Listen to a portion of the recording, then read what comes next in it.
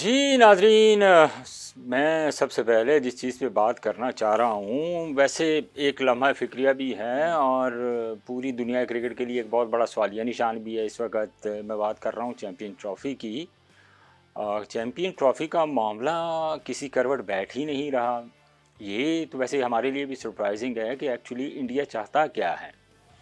अब आज की मीटिंग थी दुबई में आईसीसी की। जाहिर है अब ये बहुत इम्पोर्टेंट मीटिंग थी और इस मीटिंग में फ़ैसला होना था कि आया चैम्पियंस ट्रॉफ़ी का शेड्यूल जो है वो अभी तक जारी क्यों नहीं हुआ।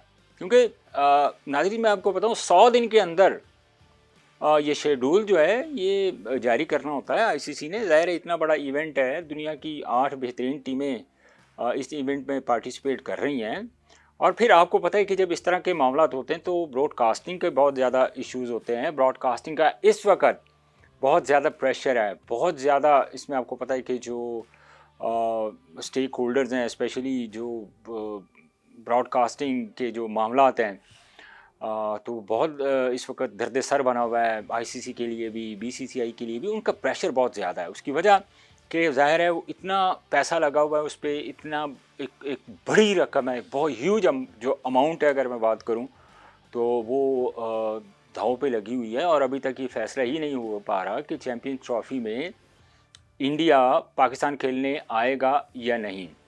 इस सिलसिले में पाकिस्तान क्रिकेट बोर्ड के चेयरमैन जनाब मोहसिन नकवी साहब इस वक्त दुबई में ही मौजूद हैं और आज की जो मीटिंग थी वो कैंसिल कर दी गई है। अब कल ये मीटिंग दोबारा होगी और इसके लिए ज़ाहिर है मोहसिन नकवी का पहले जाना दुबई ये गुड साइन है पाकिस्तान क्रिकेट के लिए। क्योंकि इससे बहुत सारी चीज़ें जो है ना वो क्लियर भी होंगी। एक तो ज़ाहिर है मामलात होंगे, फिर मोहसिन नकवी जो कल मीटिंग होगी उसमें ये सवालात भी उठाएंगे जो दीगर ममालिक के क्रिकेट बोर्ड्स हैं, जैसे ऑस्ट्रेलिया है, साउथ अफ्रीका है, फिर न्यूजीलैंड है, फिर इंग्लैंड है।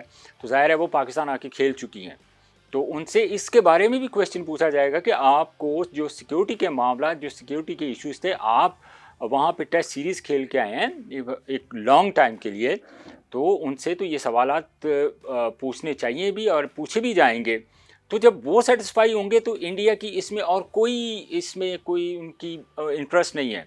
सिर्फ इंडिया की मैं हरधर्मी कहूँगा कि जब 2023 का वर्ल्ड कप हो रहा था तो उस वक्त पाकिस्तान ने बड़े दिल का मुजाहरा किया। पाकिस्तान जाके वर्ल्ड कप खेला वहाँ पे और पूरा वर्ल्ड कप खेला और भरपूर किस्म का जो है पाकिस्तान ने हर तरह कॉपरेट किया आईसीसी के साथ भी, बीसीसीआई के साथ भी। लेकिन जब उनकी बारी आती तो वैसे एक क्वेश्चन ये भी है कि आखिर कब तक हम इस चीज़ पे ये देखेंगे कि इंडिया पाकिस्तान में जब भी कोई इवेंट होगा तो इंडिया नहीं आएगा और इंडिया में जब भी इवेंट होगा तो पाकिस्तान चला जाएगा खेलने के लिए।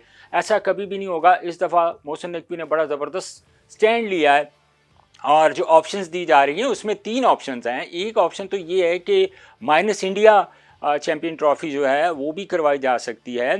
फिर जो हाइब्रिड मॉडल के बारे में भी ऑब्वियसली बात है, उसके ऊपर भी बात होगी। फिर उसके बाद जो तीसरी चीज़ है वो ये हो कि पूरा जो ठीक है, अगर वेन्यू चेंज करना है तो कर लें, लेकिन जो मेज़बानी है वो पाकिस्तान के पास ही रहेगी, वो अगर किसी भी मुल्क में करवाते हैं। लेकिन ये ऑप्शंस हैं, इनके ऊपर बात होगी, डिबेट होगी, लेकिन ये कोई फाइनल नहीं है। लेकिन मैं आपको बताऊं कि जो बीसीसीआई की तरफ से जिस तरह वो नाजायज़ फ़ायदा उठा रहे हैं एक बड़ा क्रिकेट बोर्ड होने का, जिस तरह वो अजारादारी कायम करने की कोशिश कर रहे हैं दुनिया की क्रिकेट में, और वो अब से नहीं कर रहे, काफ़ी अरसे से कर रहे हैं और हमने देखा है उसको कि जो 2023 का वर्ल्ड कप था उससे पहले जितने भी इवेंट होते हैं, तो ये कोई फाइनल नहीं है कि अगर इंडिया नहीं आएगा तो फिर तो ज़ाहिर है प्रॉब्लम तो होगी और इंडिया के लिए प्रॉब्लम होगी। मैं असल में कहना ये चाह रहा हूँ कि अब इसके बाद अगर इंडिया में भी इवेंट्स होने हैं तो पाकिस्तान ने तो कैटेगोरिकली ये बात कर दी है कि भाई अगर इंडिया चैम्पियंस ट्रॉफ़ी में पाकिस्तान खेलने नहीं आता तो इंडिया में नेक्स्ट टाइम जो भी इवेंट होगा वो पाकिस्तान उसका बायकॉट करेगा और बिल्कुल खेलेगा बनी। पाकिस्तान ने बड़ा स्टैंड लिया हुआ है, बड़ा स्ट्रॉन्ग स्टैंड लिया हुआ है और ये डिज़र्व करते हैं। सबसे बड़ी वजह उसकी ये कि अब जिस तरह आईसीसी को जिस तरह वो रेवेन्यू जाता है बीसीसीआई की तरफ से, काफ़ी स्पॉन्सर्स जाते हैं, तो इस मद में नुकसान सबका ही है। आईसीसी का भी है, बीसीसीआई का भी है। ज़ाहिर है अगर पाकिस्तान क्रिकेट बोर्ड अगर उसमें पार्टिसिपेट नहीं करता या वो उनकी कोई बात नहीं मानी जाती या कुछ इस तरह के इश्यूज़ होते हैं, अल्लाह ना करे ऐसा हो कि पाकिस्तान को उस चीज़ का नुकसान हो, तो खैर ये लॉस तो सबका है। तो इंडिया इस वक्त एक्चुअली जो क्रिकेट की बेहतरी के लिए कोई काम नहीं कर रहा, क्रिकेट के फैंस के लिए वो कोई काम नहीं कर रहा, वो सिर्फ क्रिकेट तबाह बर्बाद करने के घर पे जो है ना वो इस वक्त लगा हुआ है।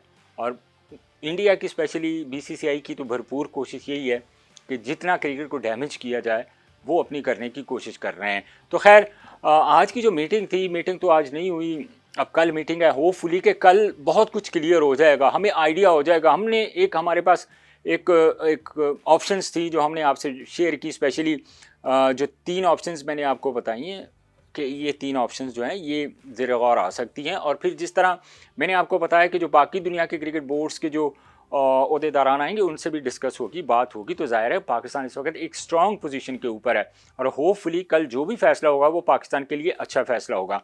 और इसके साथ ही दूसरी चीज़ जो मैं बात करना चाह रहा हूँ, मैं एहसानुल्लाह की बात करना चाह रहा हूँ। यार एहसानुल्लाह का नाम तो आ गया अभी चैम्पियन लीग में, अभी डॉल्फिन की तरफ से उसका नाम आया है।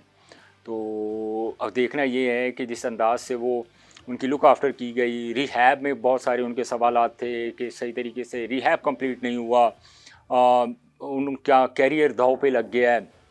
बहुत ज़्यादा कंट्रोवर्सी जो है ना स्पेशली एहसानुल्लाह के बारे में क्रिएट हुई। ज़ाहिर है कुछ जो वीक पॉइंट थे वो हमें नज़र आए एहसानुल्लाह की तरफ से भी कि उन्होंने भरपूर कोऑपरेट नहीं किया उस अंदाज से। उन्होंने जिस तरह रिहैब कंप्लीट करना चाहिए था उसमें काफ़ी उन्होंने खुला को जो है वो छोड़ा। लेकिन ज़ाहिर है क्रिकेट बोर्ड की तरफ से भी उस वक्त कुछ मामला जो थे वो डिस्टर्ब रहे, लेकिन फाइनली उनको डॉल्फिन में शामिल किया गया। अब देखना ये है जिस तरह वो अपने गाँव में क्लब क्रिकेट खेल रहे हैं या जिस तरह जो भी क्रिकेट खेल रहे थे, मैंने खैर वीडियोज़ वगैरह देखी उनकी, तो काफ़ी मुझे वो उनका पेस भी अच्छा लगा है और मुझे लग रहा है कि फिट है। तो अब इस डिपेंड ऑन के क्रिकेट बोर्ड अगर उनको परमिशन देता है और भरपूर उनकी सपोर्ट करता है एहसानुल्लाह की, तो मुझे उम्मीद है कि एहसानुल्लाह अच्छा परफॉर्म करेगा, क्योंकि काफ़ी देर बाद उसका कमबैक भी हो रहा है। लेकिन क्रिकेट बोर्ड को अपनी ज़िम्मेदारी का मुज़ाहरा करना पड़ेगा और उनको इतने ज़्यादा मैचेस खिलाने की ज़रूरत नहीं है। आप उसको इतने मैचेस खिलाएं कि जिससे उसका दोबारा अनफिट होने का कोई इशू ना उठे। तो ये चीज़ें जो है ना ये क्रिकेट बोर्ड को देखनी पड़ेंगी एहसानुल्लाह के बारे में, क्योंकि हमारे पाकिस्तान का वो एसेट्स हैं, ज़ाहिर है 150 145 पे वो एवरेज बॉलिंग करता है। तो हमें तो इस तरह के बॉलर्स की ज़रूरत है। जब बाकी बहुत सारे बॉलर्स की बहुत ज़्यादा लुक आफ्टर की जा सकती है, तो होपफुली के पाकिस्तान क्रिकेट बोर्ड जो है वो एहसानुल्लाह का भी उसकी भी काफ़ी देखभाल भी करेगा, लुक आफ्टर भी करेगा और एक प्रॉपर तरीके से कोशिश करेगा कि जितनी देखभाल वो कर सकें और एक प्रॉपर एक वे उनको दिया जाए जिस वे से वो दोबारा कम बैक करें।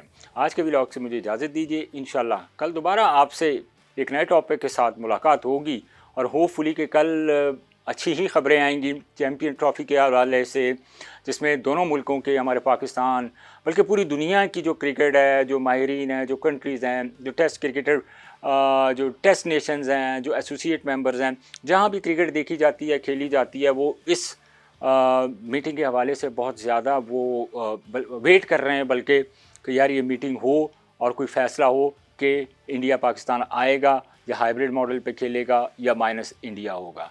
अपना बहुत सारा ख्याल रखें। अल्लाह हाफ़िज़।